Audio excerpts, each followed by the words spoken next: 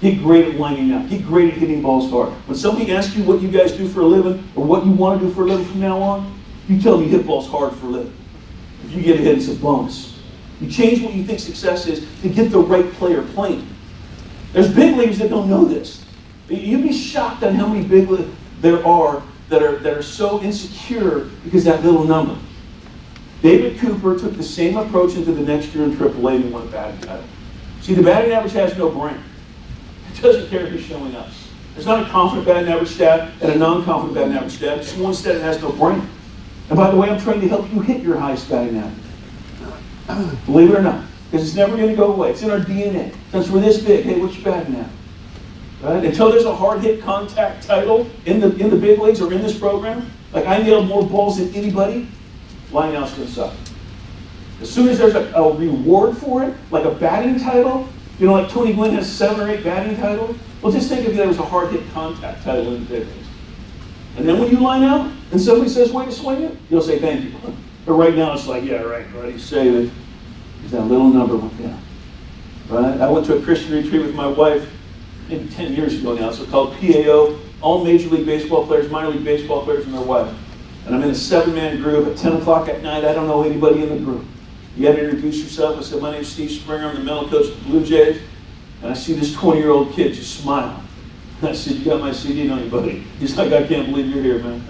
He said, I've had it for 5 years. He said, I can't wait till I tell my brother-in-law you're here. He's going to flip out. I said, who's your brother-in-law? He said, Ben Zobrist. MVP of the World Series for the Cubs, first World Series. Right? I met Ben that night. He hugs me. He said, dude, you changed the way I think when I got your CD and I heard about the batting average, because non-confident Ben was playing too much. He was 25 years old, in Double-A, beating himself up. He said he heard that, and he said, dude, it was mind-blowing, the freedom that it gave me when I went into I don't give a crap what about me. It's not about me, it's about me helping my team. This is when you know you get what I'm talking about, when you're 0 for 4 with 4 strikeouts, and you look at that lineup in the 9th, and you say, man, I need 2 guys to get on so I can get the hero. Instead of, crap, 2 guys get down, I get a hit again. 2 years later, he's a Major League All-Star at 27. You get better physically at 27. You got better mentally. You got out of his own way. And this is the problem, is too many players let their mind get in the way of their ability instead of help their ability. That sounds like a psychologist. Like, I can't spell psychology. I mean, I know it starts with an S. I'm not that dumb. Half the room's going, oh, it's so funny. Oh, well, we all know it starts with a C. You guys know A.J. Pollock?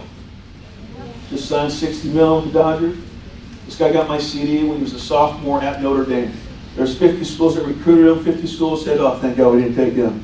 But I got my CD. Coach gave my CD. He said, Spring, when I figured out that batting average was a trap, confident A.J. Pollock showed up every day. He liked his abilities. Because if you like your abilities and your abilities aren't showing up, it's not your abilities problem, it's what you're thinking.